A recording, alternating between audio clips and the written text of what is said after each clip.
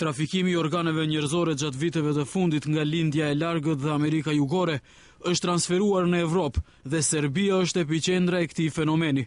Kështu shkruan gazeta amerikane International Herald Tribune. Kjo gazet thekson se trafikimi i organeve njerëzore i shtrin degët edhe në Greqi, Spanjë, Itali dhe Kosovë. Njerëz të varfër dhe të dëshpëruar i shesin veshkat e tyre apo palcën përmes internetit, ndërsa trafikantët e këtij rjeti po pasurohen.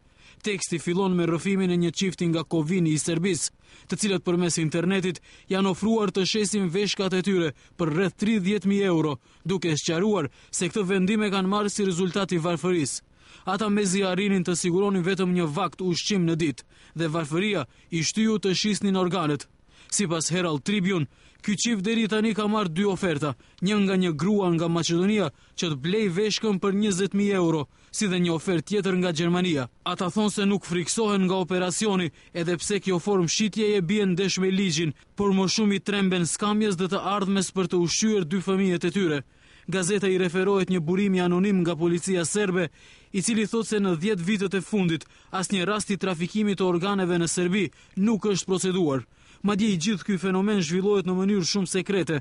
Gazeta citon edhe mjekun Gjoka Maksić, i cili nuk beson se në Serbi ka trafikim organesh, duke shtuar se çdo dhurues i mundshëm është nën kontrollin e rrept të një komisioni spitalor i përbërë prej mjekëve dhe avokatëve.